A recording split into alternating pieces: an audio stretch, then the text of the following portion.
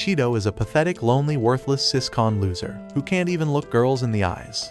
But one day, he discovers that his sister runs a secret organization and now he's forced to rizz every hot spirit baddies and clap them in order to save the world. In the end, he ends up with a harem full of total baddies. So, how do I look? Shidu was still snoring in bed when his little sister Kotori came to wake him up. But like a Giga Chad, he tells her if she didn't let him sleep, then the monster inside will destroy her sleep. That's how we're introduced to Shidu. He finally gets up, heads to the kitchen, and starts making breakfast. While eating, they turn on the TV and see breaking news about another spacequake, those strange, deadly energy explosions. The anchor explains that the first one happened 30 years ago. After that, they appeared every 5 years, but then suddenly stopped for 25 years, until now. The latest one just hit their hometown, Tengu City, but Shidu doesn't think much of it and just keeps eating with Kotori. Later, while walking to school, Kotori gets excited and begs Shidu to take her to a restaurant one day. He agrees. As they're chatting, some girls pass by and start whispering after seeing how close they seem as siblings. It's a bit odd to them. Just then, Shidu's friend Tanamachi, who's openly bi, joins the conversation and randomly starts talking about how he's gotten into a dating simulation game lately. During class, a mysterious girl with silver white hair suddenly calls Shidu by name out of nowhere. He has no clue who she is, but she casually sits next to him. Confused, he turns to Tanamachi and asks, "Who is this girl?" Tanamachi is shocked he doesn't recognize her. She's the famous genius student, Origami Tobiichi. Throughout the class, she keeps staring at Shidu without saying a word, which makes him super uncomfortable. After school, Tanamachi tells Shidu they should head home together, but Shidu says he has plans. Tanamachi jokes that the only girl who'd hang out with him is his sister, because with a face like his, no other girl would ever say yes. Shidu shrugs it off and confirms that he's actually meeting Kotori. Suddenly, emergency sirens start blaring all over the city. A massive spacequake is about to hit, and everyone rushes to emergency shelters. Shidu gets worried, realizing that Kotori might still be waiting at the restaurant. He tries calling her but can't get through. He quickly pulls up her GPS location, and yep, she's still there. He panics and runs out, determined to find her. But right then, the spacequake hits, and he's thrown back. When the chaos settles, Shidu spots a beautiful girl standing calmly in the middle of the destruction, wearing some kind of glowing battle armor. Before he can figure out what's going on, she suddenly whips out a glowing sword and points it at him, assuming he's there to fight her. Shidu freaks out and tells her he's not dangerous. He can't even kill a bug. Just then, missiles start flying in her direction. A group of armed soldiers shows up and starts attacking her. She activates a glowing force field that blocks all the attacks and charges at them, unleashing an insane amount of power. Shidu watches in shock as another fighter joins the battle, and it's none other than Tobiichi, suited up and ready to go head-to-head with the armored girl. The fight between the two girls is intense. Their weapons collide, creating a giant shockwave that knocks Shidu unconscious. When he wakes up, he finds himself in a futuristic medical room with a gloomy, sleepy-looking woman standing beside him. She introduces herself as Riani Murasame, the ship's analysis officer. She tells him he was brought here unconscious and that he's currently inside an airborne command ship called Fraxinus. Still dazed, Shidu asks about Kotori. Riani assures him she's fine and takes him to meet the person in charge, who turns out to be none other than Kotori herself. But she's totally different now, dressed in a military uniform and acting like the boss. Shidu is completely thrown off. Kotori casually welcomes him to Ratatoskr, the secret organization that she runs. Kotori explains that the armored girl he saw during the quake isn't human. She's called a spirit, a powerful being from another dimension. Whenever a spirit appears on Earth, it causes spacequakes. That's why people are evacuated so quickly when a quake is detected. The military group that attacked her is known as AST. Their job is to hunt down and eliminate spirits to prevent further destruction. Kotori then drops a major bomb. There's another way to deal with spirits. Instead of attacking them, Shidu concealed their powers by making them fall in love with him. Yep, that's the mission. He has to go on romantic dates with these super-powered beings, and he starts his training the very next day. The following day, Shidu is taken into a private room and introduced to a dating simulator game meant to train him in flirting. Kotori grabs the controls and demonstrates how the game works. Later, Shidu runs into Tobiichi and tries to bring up the spirit battle, but she shuts him down. She tells him she's on a personal mission to wipe out all spirits because she lost her parents in a spacequake 5 years ago. Her hatred runs deep. Later, Kotori and Riani begin testing Shidu's charm.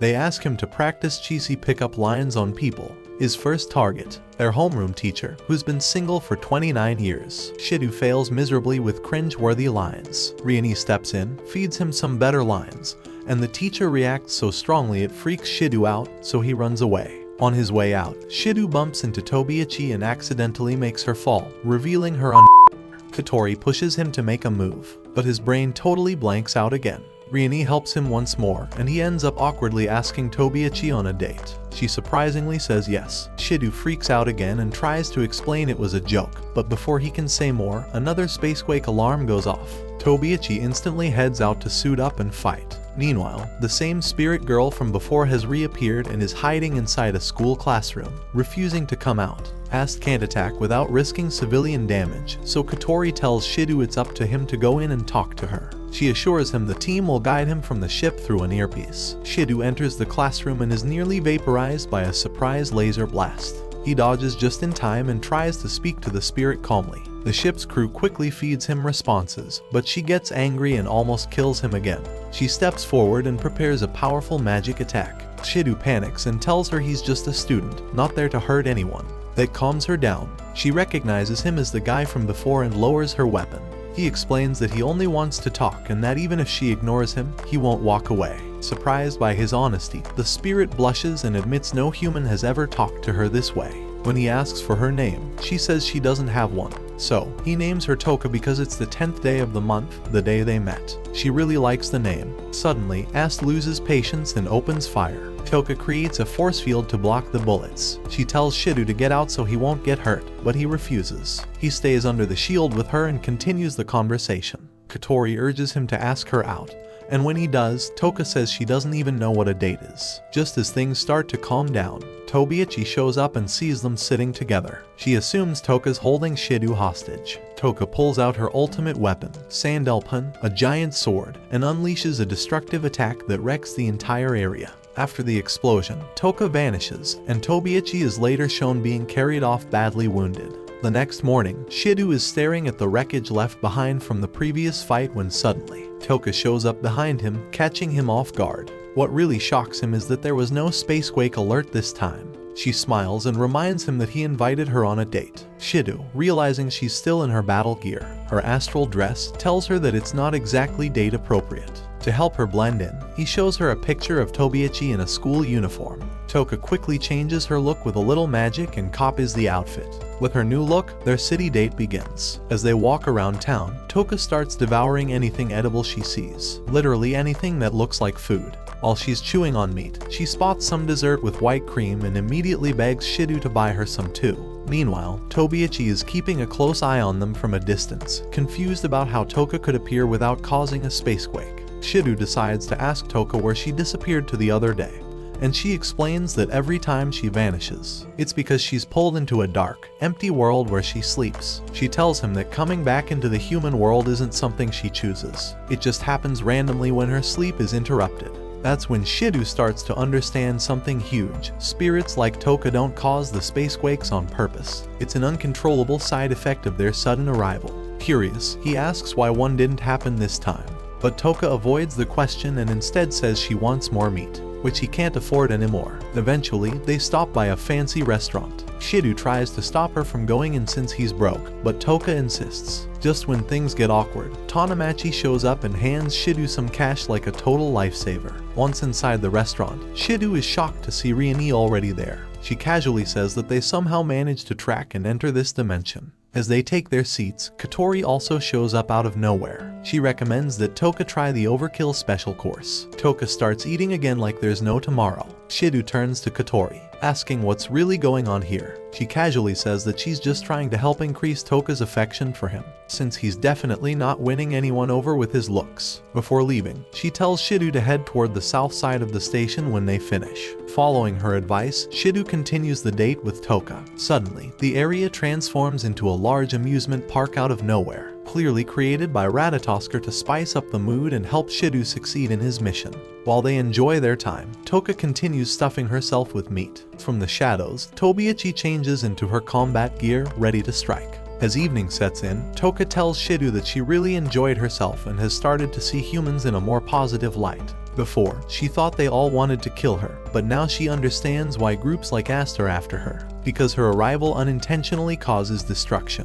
She begins to feel guilty and says she might not belong in this world. Shidu reassures her, pointing out that no space quake happened this time. But Toka says this might have just been a lucky break, next time could be worse. Shidu then makes a bold move and asks her to stay in the human world for good. He promises to help her understand everything about this place. Toka warns him that people like AST will never accept her, but Shidu tells her that he doesn't care. He accepts her no matter what. This shocks her, and she reaches out to hold his hand. Right at that moment, Tobiichi, who had been aiming at Toka with a sniper rifle, accidentally pulls the trigger, and instead of hitting Toka, she shoots Shidu straight in the chest. He drops to the ground, motionless. Tobiichi panics, horrified that she just killed him. Toka goes into full rage mode. She summons her astral dress and her massive sword, Sandalpon, then launches a deadly attack toward Tobiichi. Alarms ring out from Fraxinus as the system warns of a spacequake. The crew is freaking out over the city's safety, but Kotori remains calm.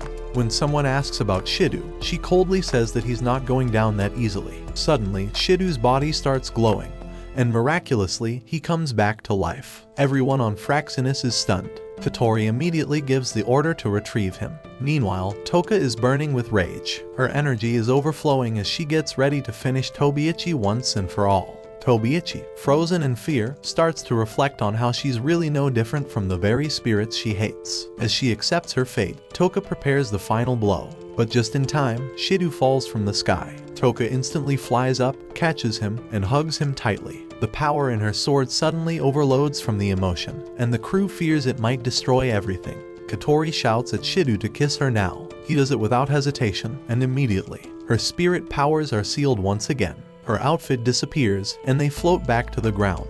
Toka smiles and asks Shidu if they can go on another date. He agrees, though his wallet is basically dead. A few days later, while walking, he sees a young girl fall in the rain.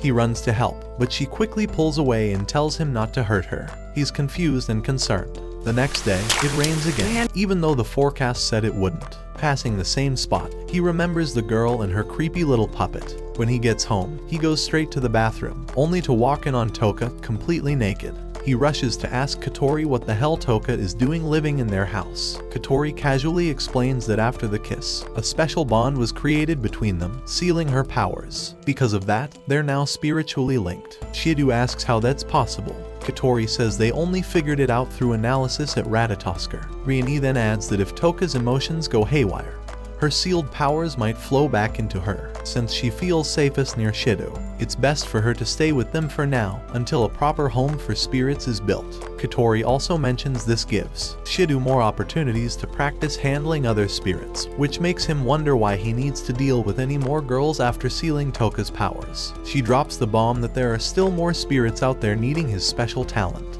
She sets up a bunch of training exercises to help Shidu get cozy with Toka, but every time he messes up, Toka gets flustered and whacks him for being a perv. The next day, Mana and Tobiichi argue over Shidu again like usual. Suddenly, a new spacequake alert pops up, and everyone is evacuated. Tobiichi gears up for battle. Meanwhile, Rieni tells Shidu that Toka's powers are sealed, so she's pretty much useless in battle now and shouldn't be exposed to danger. He hands Toka over to their teacher and rushes to Fraxinus. There, they discover the spirit currently being attacked is the same blue-haired girl Shidu saw a few days ago, Yoshino. Determined to save her, he suits up and enters the building where Yoshino is hiding. She's quiet, but her puppet does all the talking for her, which creeps him out. Kotori warns Shidu that Yoshino's mood is crashing fast. He tries cheering her up by asking her out, but she thinks he's literally talking about dates on a calendar. Meanwhile, Toka learns from some loose-lipped crew members that Shidu is out in danger and immediately rushes out to find him. Yoshino is standing up high, trying to keep her balance like she's in the circus. Shidu tries to get her down, but she slips and falls, accidentally kissing him.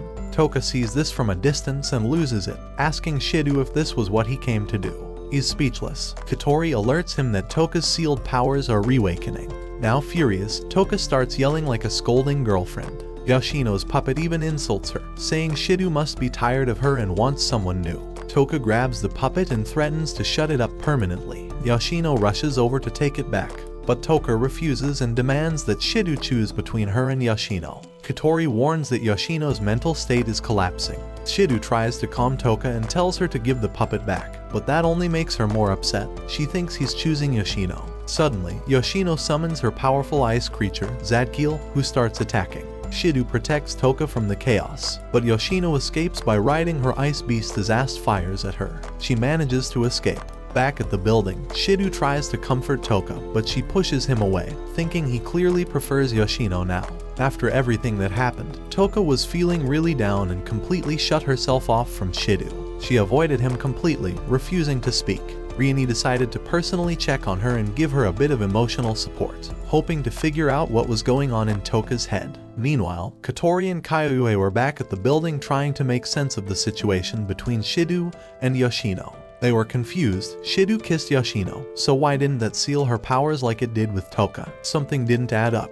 At the same time, Shidu was wandering around outside in the rain when he spotted Yoshino. She was looking all over the place for her puppet, which had been lost during her escape from Ast. Wanting to help, he went to assist her. Back in her therapy session, Rieni gently told Toka that the kiss between Shidu and Yoshino didn't mean anything. She said Shidu only acted like that because he genuinely cared about Toka and even risked his life to protect her. While Shidu helped Yoshino search, her stomach let out a loud growl. Feeling sorry for her, he invited her back home for a meal. After she ate, he asked her why she didn't just fly away when Ast attacked her. Yoshino quietly explained that she hates pain and scary stuff, just like anyone else, but when she's afraid, she loses control and ends up hurting people without meaning to. That's why she relies so much on her puppet. It keeps her calm when things get too intense. Shidu gently patted her head and promised to help her find the puppet. Then, he added that she wouldn't need it anymore, because he would be the one to protect her from now on. She was clearly touched. Embarrassed, Shidu apologized for kissing her the other day, but Yoshino didn't even know what a kiss was. So, being the genius he is, he leaned in to demonstrate.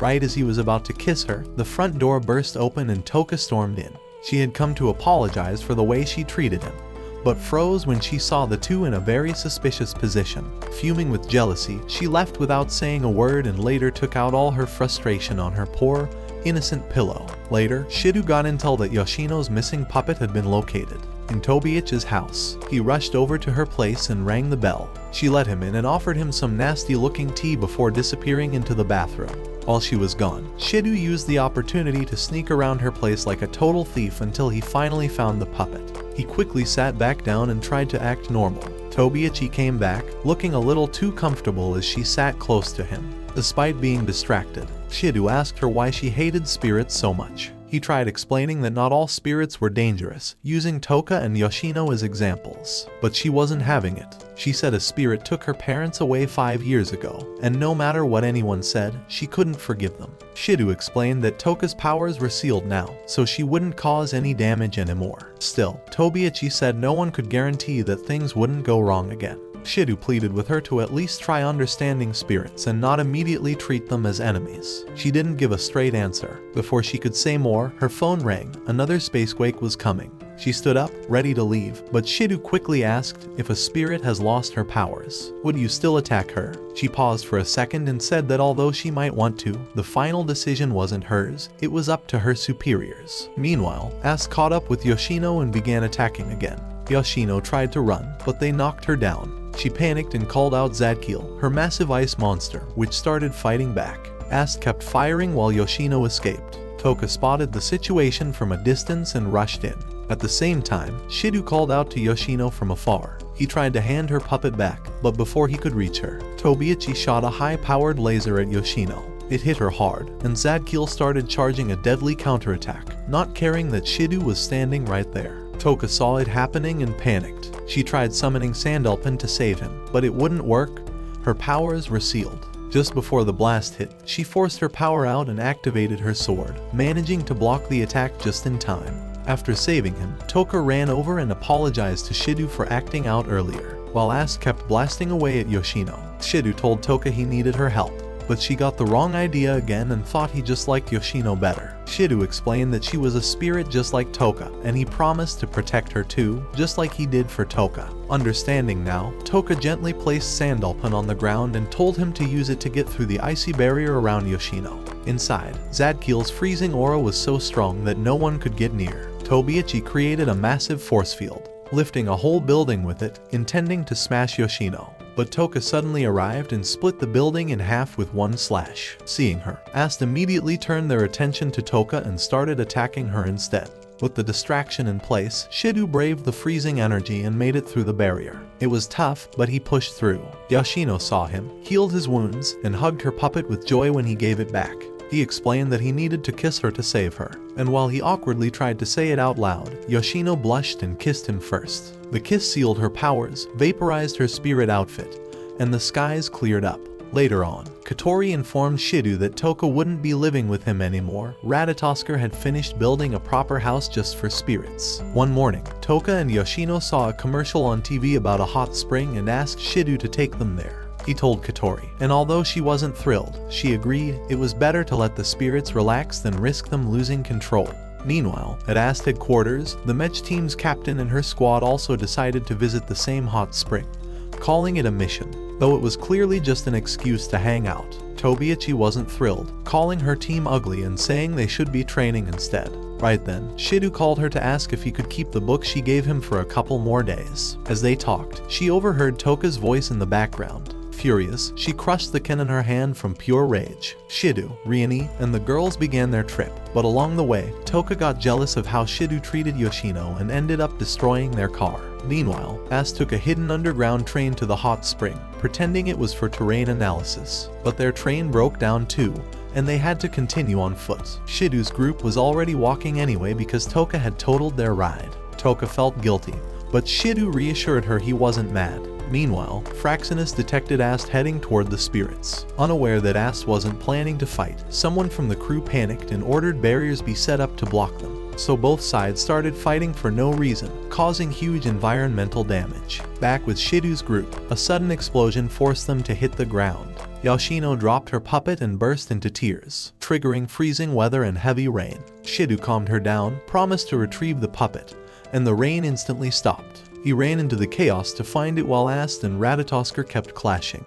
He finally found the puppet, but just as he picked it up, another explosion came flying toward him. Right before it hit, Toka appeared in her spirit form and shielded him with a barrier. Seeing Toka in her astral dress, Ast almost attacked her again. But before Tobiichi could act, Toka vanished with Shidu in an instant. Afterward, Kotori took Shidu and the girls to a super cheap hot spring location that a Fraxinus crew member found while on punishment duty. The Ast team also arrived, sticking to their original plan. Tobiichi, who only came because Shidu would be there, started searching for him, but couldn't find him anywhere. Meanwhile, a new member named Takemiya was introduced to the Ast team.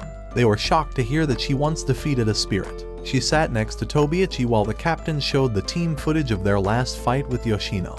Tobiichi asked Takemiya about the spirit she fought. Takemiya said it was very different from the ones they usually faced, which is why she got transferred to this squad. While watching the screen, Takemiya spotted Shidu and was surprised. Tobiichi looked nervous. After the meeting, she told Takemiya that Shidu never mentioned having another little sister. Takemiya asked if she knew him, and Tobiichi casually replied that she and Shidu were lovers, leaving Takemiya absolutely stunned. Soon after the chaos, a new student transfers into Shidu's class. Her name is Kurumi, and the moment she introduces herself, she casually announces that she's a spirit, shocking everyone in the classroom. She then says she needs someone to show her around the school after classes. One eager guy volunteers, but she completely ignores him, walks straight over to Shidu's desk, and says he's the one she wants. The entire class is stunned, and Shidu is beyond confused. At Ast headquarters, they confirm that this new girl is indeed a spirit, and Takemiya tells the team that Kurumi isn't just any spirit, she's terrifying.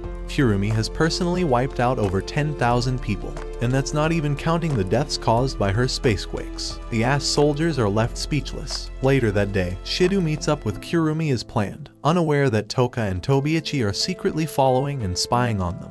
While talking, Shidu, following the dumb advice from the Fraxinus crew, awkwardly asks Kurumi the color of her under.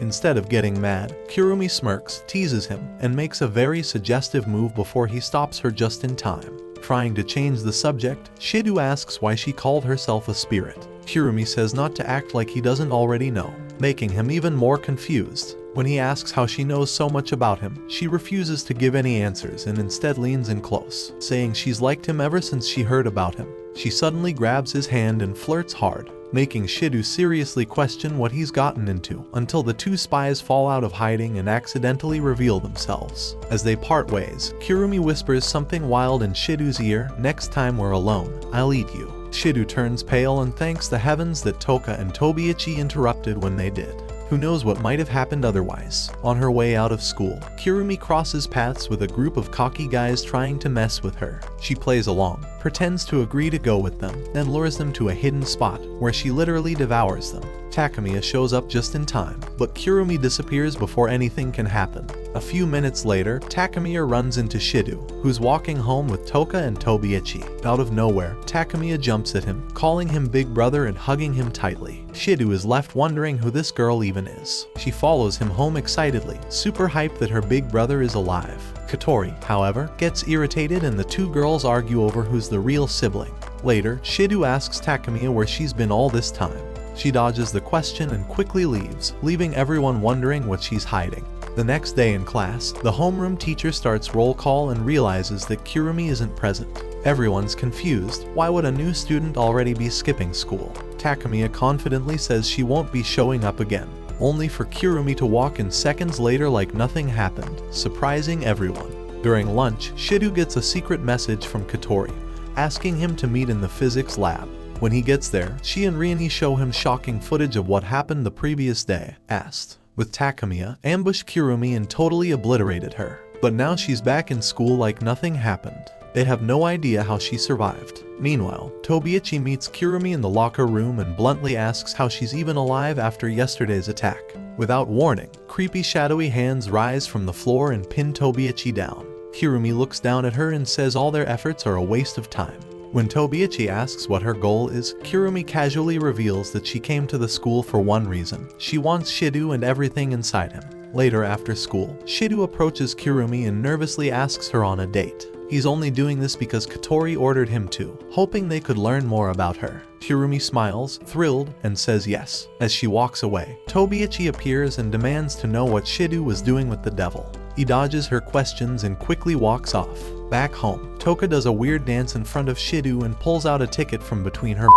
She's scheduled a date with him for the next day. He's speechless. Right after, Tobiichi also calls him and asks him to meet her the next day too. Now Shidu's in deep trouble. The next day, he has to juggle 3 girls in one day, making sure none of them find out about the others. Fraxinus agrees to help him manage this disaster. He starts with Toka at the aquarium and after some time, fakes a stomachache to slip away. He races off to meet Kurumi, who drags him into a lingerie shop to pick out some sketchy outfits. While there, a few classmates see him and start to approach. Shidu fakes another stomach emergency and bolts. He then heads to meet Tobiichi at a restaurant. She tells him she was worried he'd be alone and that he should come stay at her place afterward, catching him completely off guard. Just as they're about to eat, Shidu spots Toka running across the street and starts choking. He dashes off again. He keeps running around trying to balance all 3 dates, nearly collapsing from exhaustion. On top of that, his classmates are still trying to expose him. Luckily, Yoshino appears out of nowhere and distracts them. Later, finds a quiet spot by the forest to catch his breath. That's when he spots a group of shady people torturing a cat for fun. Kurumi shows up, ready to join in just to make things worse. Suddenly, the Fraxinus team loses all signals from her, making everyone panic. At the same time, Toka and Tobiichi run into each other and realize Shidu has been juggling them both. They assume he's with a 3rd girl now and go storming off to find him. Shidu returns to where he left Kurumi, but she's gone. Kotori calls and tells him they've detected a huge spirit energy surge in the forest. He rushes in and is horrified to see blood everywhere, and even a severed foot. Then he sees Kurumi, grinning wickedly while gunning someone down with her clock eye glowing. Shidu turns to run, but shadowy hands grab him and drag him back. Kurumi pins him down and says she's ready to make him her next meal. Just as things are about to get ugly, Takemiya appears and launches a full-on assault using her weapon, slashing Kurumi and severely injuring her. Shidu is horrified and asks how she can be so cold about this. Takemiya says she's just doing her job, taking down spirits. She adds that Kurumi is a rare type who keeps reviving no matter how many times she's killed, which is why she must keep hunting her down. Even when Shidu tries to defend Kurumi, Takemiya shuts him up and traps him in a barrier. Later that evening, Toka drags Shidu away to hang out, and during their time together, he shares his doubts about Kurumi. He wants to stop her from hurting anyone else, but he doesn't know how to approach her. Toka calmly tells him that Kurumi is still a spirit, just like her and Yoshino. She says the only difference is that someone cared about her, while no one did the same for Kurumi. If Shidu hadn't reached out to her, she might have turned out just like Kurumi too. Inspired by her words, the next day Shidu meets Kurumi and tells her he wants to save her. She doesn't react emotionally. Instead, she runs off to the school rooftop and causes a full-on blood-soaked incident to see if Shidu is serious about helping her. Cameras around the school get stained in blood, students collapse, and chaos erupts. Meanwhile, Takemiya storms into Kotori's office, furious that she keeps sending Shidu into danger without backup. She tells Kotori she's taking full responsibility for him from now on. Kotori laughs and says she'd never leave Shidu in the hands of a corrupt company like Deus Ex Machina. Takemiya is shocked Kotori knows about her ties to them. Kotori reveals she knows Takemiya was transferred from their unit. Takemiya admits she owes that company everything and can't abandon them.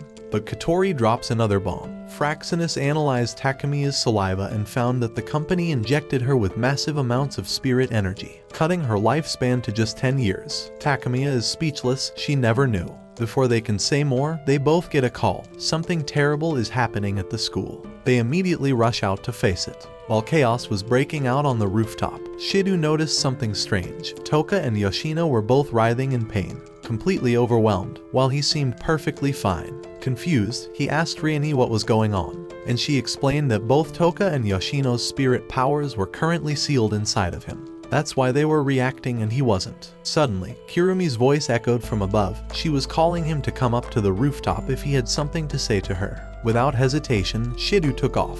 Tobiichi, meanwhile, activated her mech gear and also made her way up, but before she could reach the roof, one of Kurumi's creepy clones blocked her path. Down below, Toka realized Shidu was walking into serious danger, so she forced herself to unlock her sealed powers, but right as she did, another version of Kurumi jumped her and attacked. On the rooftop, Shidu finally came face to face with Kurumi, who was standing calmly in the middle of a magical barrier. He asked her what in the world she was doing, and she explained it was a special trap called the Time-Eating Castle. It drained time from anything that stepped into her shadow. She also pointed to the glowing clock in her left eye, telling him it kept track of her remaining lifespan. Using magic cost her time, so to refill it, she stole it from others. Kurumi then told him the real reason she came to the city. She wanted him. And not romantically, she literally wanted to consume his time by devouring him. Shidu offered himself to her as long as she promised to leave the others alone. But she told him she wasn't interested unless he took back all the nonsense he said earlier about trying to save her. Shidu begged her to stop the barrier but insisted he still believed she could be saved. That just made her mad. In her rage, she triggered a full-blown spacequake. Alarms blared through Fraxinus. Riani quickly informed Shidu that Kurumi's mental state was shifting. She was scared, not angry. Realizing this, Shidu climbed onto the railing and threatened to throw himself off the building if she really wanted to eat him. Kurumi told him to quit acting, but Shidu suddenly leapt off. Shocked, Kurumi dove down and caught him mid-fall before he hit the ground. While she held him, he told her he'd rather die than give up on her, and demanded she erase the blood that had stained the. She snapped her fingers, and it vanished instantly. Shidu then started trying to reason with her, telling her she didn't have to live this way. As if she was starting to listen, she slowly reached for his hand. But just then, one of her clones stabbed her through the back and absorbed her body into itself. Shidu was caught in the arms of the clone, who started to reach for him, but Takemiya burst in, sliced off the hand, and jumped in to protect him. Kurumi, now as her clone self, summoned a custom-made gun and timepiece. With a single shot, she reversed time, regrew her injured arm, and instantly reappeared behind Takemiya to blast her again. Toka and Tobiichi arrived on the rooftop, but before they could help, Kurumi summoned an army of her clones. She explained to Takemiya that no matter how many times she was defeated, she could never die, because she existed in countless versions, each from a different timeline. She then restrained them both and activated another massive spacequake, but Kotori suddenly teleported in, stopping it with a powerful energy wave of her own. Now dressed in her own spirit outfit, shocking everyone, she summoned her weapon, ready for battle. A huge fight broke out. Kotori clashed with Kurumi in a fierce back and forth. Just when Kotori seemed to be gaining the upper hand, Kurumi froze time, called in every clone she had, and unleashed a storm of attacks. She then walked up to Kotori and fired a bullet into her skull, knocking her down. Kurumi started laughing, thinking she'd won. But right in front of her, Kotori's wounds healed, and she stood up again like nothing happened. Stunned, Kurumi ordered her army of clones to swarm, but Kotori exploded them with a shockwave. Desperate, Kurumi shot herself to trigger more power, draining herself but severely weakening Kotori. Kurumi charged up for a final strike, but Kotori summoned a massive cannon-like weapon and blasted all the incoming clones, destroying Kurumi's time clock in the process. Weakened, Kurumi collapsed. Kotori charged up again for a finishing blast, but Shidu panicked. Afraid she might kill Kurumi, he ran in to stop her just as she fired. The shot hit him instead. Kotori froze, realizing she had just attacked her brother. Later, Shidu woke up in a hospital bed, sweaty and dazed from a strange dream where he saw himself and Kotori trapped in a fiery battlefield. Rizz was there and told him everyone survived, although Kurumi escaped. She laid his head on her chest and comforted him gently. After he recovered a bit, Rizz took him to Kotori's room. He asked Kotori straight up if she was a spirit. She replied that she was human, though the data said otherwise. She explained she was born human, but about 5 years ago, she somehow gained the powers of a spirit. Shidu remembered his dream and told her about it, and she was surprised how accurate it sounded. When he asked how she got her powers, she said her memories were hazy. They figured someone must have erased them. He asked how she had managed to keep her powers under control this long. Kotori said it was thanks to him. He was the one who sealed her powers 5 years ago, though neither of them remembered doing it. That's why Ratatoskr picked him to seal other spirits. Shidu asked why he had healing powers, and Kotori explained that it was because of her spirit energy inside him. She then punched him in the gut and said he nearly died earlier. If she hadn't snapped out of her berserk mode, she might have finished him off. He asked if her powers would go back to him like with Toka and Yoshino. She said no, because she had fully regained her spirit energy. He would need to seal her again the same way, by making her fall in love with him and kissing her. Suddenly, Kotori collapsed from exhaustion. Rizz rushed in and later told Shidu that Kotori could only hold her powers for 2 more days. If he didn't seal them again soon, she'd completely lose herself and become something dangerous. Later, Shidu went to the hospital to visit Takemiya but wasn't allowed in, so he met with Toka instead. As they spoke, she asked him about the mysterious flame spirit who appeared during the fight with Kurumi. Shidu claimed he didn't know. She looked concerned and explained that 5 years ago, a flame spirit had burned her parents alive right in front of her, and ever since, she had joined Ast in hopes of finding and stopping that spirit. Determined, Shidu started getting ready for his upcoming date with Kotori. But instead of preparing seriously, he spent most of his time hanging out with the other girls. That night, he met with the vice commander of Ratatoskr, who told him he had footage from the fire 5 years ago, the same day Kotori turned into a spirit. Shidu watched the video and noticed something weird, a strange figure standing next to him and Kotori that day. He guessed that being might have triggered Kotori's transformation. As he tried to recall more, he passed out from mental overload. The next day, the date day, he met with Kotori. He tried using every flirting tip he found online, but nothing was working. He panicked, realizing that if things kept going like this, he'd never be able to save her. Later, Kotori stepped away for a bit, and Shidu sneaked off to talk with Fraxinus about new pickup lines. While doing that, he caught sight of Rizz tending to Kotori, who looked like she was in pain. Furious, Shidu hid nearby and overheard their conversation.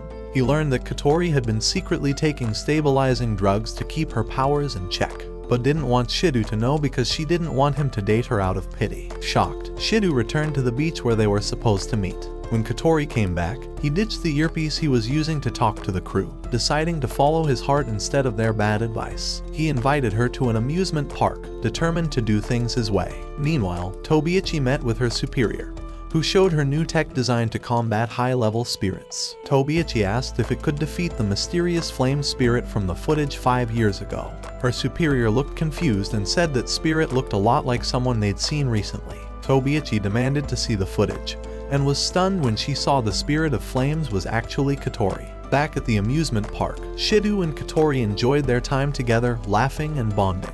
After a while, they sat down to talk. Kotori, clearly in the mood, looked at Shidu, waiting, expecting him to finally kiss her. Meanwhile, Tobiichi's superior received a disturbing report. Some of the newest anti-spirit tech had vanished, along with several other classified weapons. As soon as she saw the details, she remembered Tobiichi recently asking if that new gear could take down the spirit of flames. That's when it hit her. Tobiichi must have stolen the equipment to take on Kotori by herself. Shidu, still confused about everything, tried asking Kotori about what really happened 5 years ago. But before she could answer, a powerful blast hit her out of nowhere, knocking her off her feet. He turned to see who attacked, and couldn't believe it. Tobiichi stood there, armed and deadly, saying she just took out Kotori. But Kotori suddenly got back up, looking completely unharmed, and called her an idiot for thinking it'd be that easy. Tobiichi didn't waste time. She launched a barrage of cannon fire at Kotori. In response, Kotori transformed into her spirit form and summoned her weapon,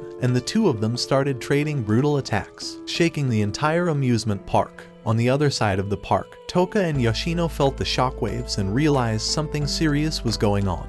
Toka decided to help, even though her powers were sealed. Yoshino's puppet tried to stop her, but Toka insisted. Shidu was risking everything for Kotori, and she had to do the same. She suited up, and Yoshino followed her lead. Back in the fight, Kotori was holding her own, but her energy was fading fast. Tobiichi took advantage and trapped her with energy ropes before preparing a massive cannon blast. Kotori barely blocked it with her last bit of strength, but instead of backing down, she charged at Tobiichi and started damaging her weapons, knocking out parts of her gear. Kotori, losing herself to rage, went completely out of control. Shidu screamed at her to stop, but she ignored him and summoned a finishing blast. Just as she was about to strike, Tobiichi cried out that this was exactly how her parents died, burned by a spirit just like Kotori 5 years ago. That stopped Kotori in her tracks, and she collapsed in shock. Tobiichi powered up another shot, but Kotori managed to block it again. Shidu rushed in between them and begged Tobiichi to stop. She refused, saying this was her mission for the past 5 years. He asked if she was trying to destroy the flame spirit or just his sister. Confused, she told him that Kotori was the flame spirit. She got ready to fire again. Right then, Toka and Yoshino jumped into the scene, distracting Tobiichi just long enough for Shidu to grab Kotori and run. While the others fought, Shidu confessed his feelings to Kotori, embarrassing her. She admitted her feelings too, and the two kissed, sealing her spirit powers, healing Shidu's wounds, and ending the threat. Afterward, Shidu turned to Tobiichi and said if she really wanted to fight the spirit of flames, she was aiming at the wrong person. That power now lived inside him. He explained that someone else was responsible for Kotori's transformation 5 years ago. Tobiichi didn't fully understand, but her body gave out from exhaustion, and she collapsed. Elsewhere, Kurumi reappeared in another part of the city. Back at Fraxinus, Rioni surprised Shidu by saying the date with Kotori didn't actually boost her affection levels. They were already maxed out. Shidu was stunned. Kotori turned red with embarrassment and kicked him in the face, blaming the data machine for being broken. After things calmed down, Kotori told the crew that her memories of the incident from 5 years ago were slowly coming back. But since they couldn't rule out the idea that their memories had been wiped, she said they needed to start writing down anything they remembered, just in case. As she was leaving, Kotori asked Shidu if what he said during their kiss was really true. He replied that it was, except the part about loving her like a real girlfriend. He meant it in a sister way. Furious, Kotori stormed off. A few weeks later, Shidu woke up to a massive explosion. Running through the house like an anime character, he found Toka crying her eyes out. She had spilled juice all over his important notes and was convinced he'd hate her forever. With her emotions spiraling, she nearly triggered a mini spacequake. Shidu, using his maximum calm mode, tried to cool her down. But then, he heard someone else screaming from the bathroom. He ran in and saw everything frozen solid. Yoshino was in a towel, pointing at her puppet in the bathtub. It had drowned, and she accidentally froze the whole room in panic. Shidu pulled the puppet out, and the house slowly returned to normal temperature. Meanwhile, Tobiichi stood before a panel of officers who were about to decide her punishment for everything she had done. But before they could say anything, a smug, silver-haired man named Westcott showed up and interrupted. The entire mood shifted. Back at home, Toka and Yoshino secretly listened in on Shidu and Kotori having a sibling fight. Kotori was annoyed at Shidu for sleeping all the time, and Shidu replied that he actually had school responsibilities. While making breakfast, he jokingly called it a meal for his 2 girlfriends. Meanwhile, 2 bitter girls from AS talked trash about Tobiichi's suspension. They said she was lucky they didn't kick her out completely, and they couldn't understand why someone from Deus Ex Machina, aka DM, had stepped in to protect her. Just as Shidu was about to enjoy breakfast with his girls, he got a message from Tobiichi. She was waiting outside his house, and judging by her tone, she clearly wanted something physical. He left immediately. Before he could sneak out, Toka asked him to take her out instead. when he said he'd do it later. She and Yoshino sat down to watch a romantic drama about a man who leaves his wife, something that mirrored their own chaotic relationships. Outside, Shidu found Tobiichi weirdly hiding behind a lamppost. She acted like he had invited her, even though he had no clue what she was talking about. She insisted they talk in private and dragged him into a public restroom. Shidu freaked out as Tobiichi did something suspicious, lifting her skirt and making him panic. She teased that she wanted to show him her true self, but he wasn't having it. Eventually, Shidu told her the real reason he came, to talk about that day she nearly killed his sister. He tried to convince her that Kotori wasn't the spirit who ruined her life and begged her to believe him. After some stubborn back and forth, Tobiichi finally said she trusted him. She even thanked him for not turning her in for attempted murder. As they walked out, she randomly asked him if he was even human. Back at home, Toka was determined to play perfect housewife and decided to clean Shidu's room. While tidying up, she found a suitcase that looked just like one from her favorite drama, a suitcase that usually meant someone was leaving. Panicked, she ran through the house looking for him and eventually found him in the women's restroom, with Tobiichi. Heartbroken, Toka collapsed in front of them, thinking she was about to be dumped. Through her tears, she asked why he'd choose someone like Tobiichi over her, someone who breaks down emotionally every 5 minutes. Shidu chased after her. When he found her, she accused him of liking Tobiichi more. That's when Kotori called and warned him that Toka's emotional state was spiraling, and worse, her spirit powers were slowly returning. Rieni added that if the bond between her and Shidu weakened completely, a new spacequake might erupt. To prevent that, Kotori told Shidu to do what he always does, take her on a date and rebuild the connection. Shidu later asked Toka out, hoping to calm her soul. But things got worse when she couldn't eat her favorite bread during the date. Her mood dropped harder than my ex. Back on the Fraxinus ship, Kanazuki came back holding a bunch of bread like it was a gift. Kotori told him to give some to Shidu. Everything had calmed down now, and Toka returned home smiling and happily eating her bread. Later, Shidu packed a suitcase to help Tobiichi buy stuff for their school trip, just like he promised. But when Toka saw him holding a suitcase, she panicked. It reminded her of someone leaving forever, so she secretly followed him. At the train station, she saw him with Tobiichi and thought he was leaving her behind. Freaking out, she used her powers, grabbed Shidu's suitcase, and ran off. Since Toka's spirit powers were now out of control, the whole city went into alert. Shidu chased after her and finally found her in the park. He explained everything, that he wasn't running away, just going shopping. But her powers were already going wild, and she accidentally hurt him. Back on Fraxinus, Rieni told everyone that Toka had reached the danger zone. Her spirit energy could destroy everything, including herself. But Kotori told the crew to hold back. She trusted her brother to fix this. Shidu didn't give up. Even though he was in pain, he kissed Toka. That calmed her down and sealed her powers again. Elsewhere, Westcott got a report from Ellen, his assistant. She found the spirit called Princess again, the same one who vanished 3 months ago from Tengu City. She was now going to school at Raisin High under the name Itsuka Toka. Westcott was interested and wanted to dig deeper. At school, everyone was getting ready to fly out for the trip. But then came the big surprise.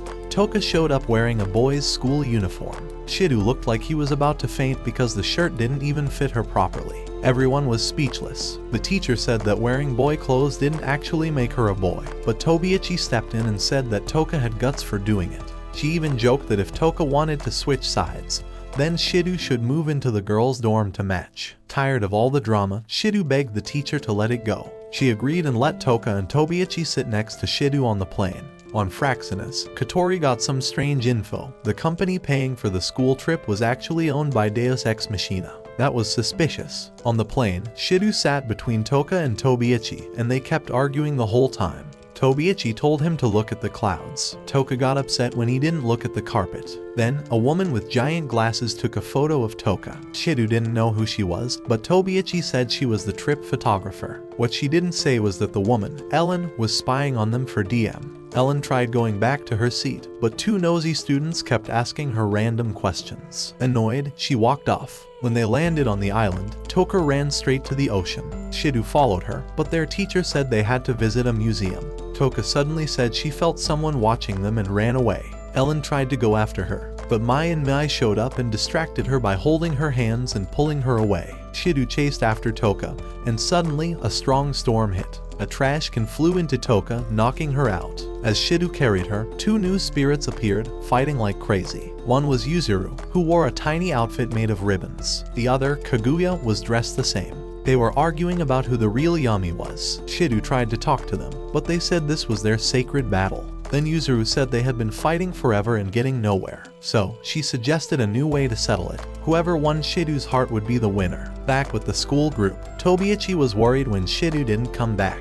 She was about to go look for him when she saw him returning with the two new girls and an unconscious Toka. Seeing that the new girls had bigger curves, Tobiichi's jealousy exploded.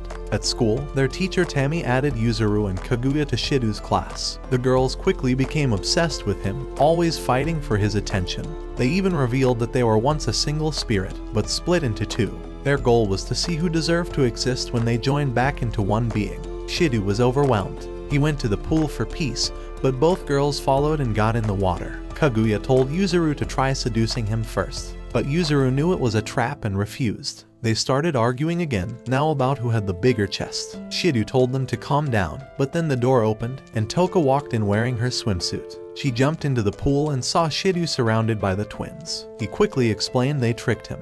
But then, every other girl from the class ran into the pool, and Shidu had to swim away while covering himself. Toka helped him hide behind a rock so he could escape, but just as he tried to get out, he slipped and fell back into freezing water. Meanwhile, Ellen contacted her ship and told them to prepare a unit called Bandersnatch, just in case things got out of hand. Back at the resort, Yuzuru and Kaguya weren't done. They snuck into Shidu's room late at night, both trying to win him over. Shidu sat there, completely embarrassed, wondering why girls were always fighting over him.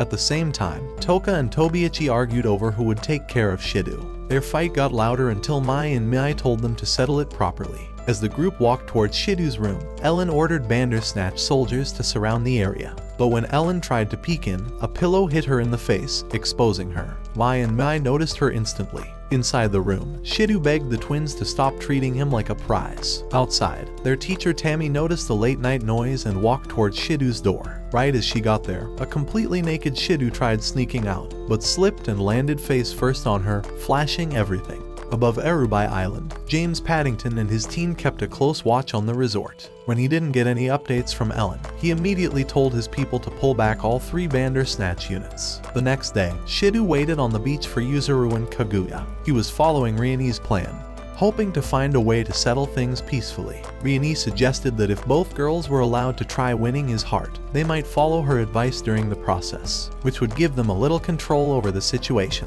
Shidu agreed, thinking that if they both grew closer to him, he might have a chance to seal both their powers. Riene warned him, though, because the twins were so competitive. Kissing one might make the other snap. Still, she believed this might be their best shot. Shidu promised he would do whatever it took to save them. After Riene signed off, the twins arrived in their swimsuits. Shidu told them they looked great, and they immediately asked him to rub sunscreen on them. That, of course, started another silly fight, each one claiming they had the better skin. Shidu's brain almost broke from all the skin he was seeing, so he decided to just rub lotion on both of them at the same time. Meanwhile, Ellen kept tracking Toka's movements, but before she could do anything, she got caught in a sand trap set by Mai and Mai. They buried her right next to Tanamachi, who told Ellen not to flirt with him because he already had an online girlfriend. Later, Toka and Tobiichi joined Shidu, Kaguya, and Yuzuru at the beach. Shidu noticed something strange. The twins already seemed close with the 2 girls. Kaguya said she had made Toka her teacher, and Yuzuru had picked up tips from Tobiichi,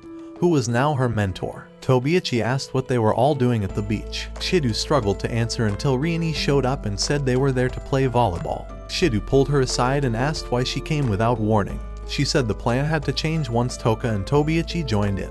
The match began. Riene paired Shidu with the twins, while Toka and Tobiichi were on the other team. Shidu worried that none of them would be able to cooperate.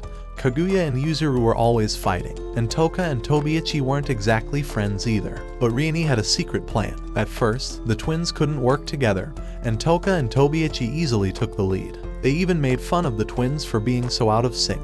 That fired up Kaguya and Yuzuru, and soon they started working as a team. They scored points, cheered together, then instantly went back to bickering. Later, behind a small hut, Shidu met with Riene again and asked if this plan was really going to work. Riene wasn't so sure anymore. Just then, Kaguya showed up and nervously asked to speak with Shidu alone. Riene was surprised. It wasn't part of the strategy. Kaguya tried to act cool, But when Shidu looked at her kindly, she got flustered and blushed. Then she told him something surprising. She wanted him to choose Yuzuru instead of her. Soon after, Yuzuru also came to talk to Shidu and told him to pick Kaguya instead. Without knowing what the other said, both girls asked Shidu to choose their twin. They didn't care about winning anymore, they just wanted the other to live happily. Shocked, Shidu asked if one of them would really disappear if he chose the other. They confirmed it. Kaguya said that's why she started the Battle of Charm in the first place. Yuzuru admitted she only accepted the challenge because she wanted Kaguya to be happy. They both said the other was cuter and more deserving to live on. Then they gave him a warning. If he didn't choose either of them, they'd destroy the entire island. That night, Shidu told Toka everything. But while he was talking, Kaguya and Yuzuru overheard him, which kicked off a new fight between them. Elsewhere, Tobiichi walked outside the hotel looking for Shidu but came across a lone Bandersnatch. Before it could attack, Rini appeared and asked what she was doing out there. Tobiichi hesitated for a second, and the robot launched at them. Back on Fraxinus, Kanazuki made a bold move. He launched a special unit called Folium and turned off the ship's invisibility, revealing their location. The ship quickly disappeared again, but not before Paddington recognized it as Ratatoskr's airship. He immediately ordered his crew to prepare for battle. Meanwhile, the argument between Kaguya and Yuzuru got more intense. Both were angry at each other for being so selfless. They decided to end it once and for all, with a final duel. The last one standing would be the winner. They clashed hard in a fierce battle. Shidu tried yelling at them to stop, but they didn't listen. At the same time, Fraxinus was under heavy attack. Kanazuki, for some reason, was shaking in excitement. Seeing this, Shizaki contacted Kotori and asked if he had realizing something was wrong. Kotori demanded to know what was happening. Shizaki finally explained the airship was under attack, and they might not be able to hold out. Despite how serious things were, Kotori stayed calm and told her team everything would be fine, as long as they followed Kanazuki's orders exactly. On Rubai Island, the fight between the twin spirits, Kaguya and Yuzuru, was still going strong. Shidu watched from below and couldn't understand why they were fighting so hard when it was obvious they really cared about each other. Suddenly, Toka stopped him and said she sensed something nearby. They looked toward the forest and saw glowing lights, and then heard a voice they knew. It was Ellen. She stepped out from the shadows and said she had been waiting for the perfect time to confront Toka alone. But when she spotted the twins, she froze for a second and called them by their spirit codename, Berserk. Confused, Shidu asked who Ellen really was and if she worked for Ast, but she denied it. Then she gave a signal to the Bandersnatch robots, ordering them to grab Toka. But before they could even reach her, Toka took them down with her spirit weapon, Sandalpun. Ellen now had proof Toka was definitely the spirit known as Princess. Calmly, she asked Toka to come with her. Toka refused and raised her sword at Ellen. Shidu rushed in and begged her not to attack an unarmed person. But Toka stood firm. She said Ellen had a strange and dangerous aura, even worse than Ast soldiers. Right after that, Ellen suited up in her combat gear and said she'd fight Toka herself, no backup, just her. Without wasting time, Toka charged in with Sandalpun. The two clashed in the air, moving fast and hard. Ellen blocked a few strikes and called Toka weak. She broke through Toka's guard and shattered her sword, sending Toka crashing to the ground. Worried, Shidu tried to run to her, but the Bandersnatch units blocked his way. Ellen told them to capture Toka and take her away. Shidu, frustrated and helpless, suddenly shouted her name, and something crazy happened. All the Bandersnatch robots exploded. Sandalpun appeared in his hand, just like it had with Toka earlier. Both Ellen and Shidu were shocked. Somehow, he had summoned Toka's angel. Meanwhile, Fraxinus and the enemy ship, Arbatel, were still fighting above like a full-on war was going on. Ellen smirked at Shidu and told him she'd be taking him too. She ordered the remaining robots to capture him, even if they had to hurt him badly. Shidu tried to fight back but was outnumbered. Toka watched helplessly, unable to help in her weak state. Just then, the Arbatel's side was hit, and the control room caught fire. With their power source damaged, the Bandersnatch robots shut down, giving Shidu the chance to grab Toka and run. Ellen tried chasing them, but she fell into a trap, a hole set by Mai and Mai. The Bandersnatch robots accidentally dogpiled on her as she passed out, wondering who set the trap. Back on the ship, Arbatel lost communication with Ellen and had no choice but to retreat. Shidu and Toka returned to the beach, but the twins were still fighting. Shidu yelled for them to stop, but they didn't listen. Not knowing what else to do, he summoned Sandalpun and waved it around. Toka reminded him that the angel only works when the user's will is strong. She placed her hand on top of his and helped guide him. Shidu took a deep breath, focused on his goal, and swung the sword. A blast of power shot out, cutting through the storm the twins had created and finally catching their attention. Shidu told them he had a way to help. He could seal both of their spirit powers so they could live without disappearing. At first, the twins didn't trust him because, well, he's a guy. But when they imagined what life could be like, they agreed to give it a shot. Just then, the orbital ship came back, flying overhead. Paddington was determined to capture Toka and the twins. The twins glanced at each other and nodded. Together, they summoned their angels and combined their powers into a massive bow and arrow. In perfect sync, they fired and blew the ship out of the sky. After that, they turned to Shidu, thanked him, and kissed him at the same time. Their astral dresses faded as their spirit powers got sealed inside him. But then, Toka appeared behind them, furious, demanding to know what Shidu was doing. The twins jokingly told her that Shidu pulled a weird move on them. Toka screamed his name loud enough to shake the beach. And that's where this video ends. If you want to see the next part, smash the like button and subscribe to the channel. Until then, watch this following video and I'll see you in the new one.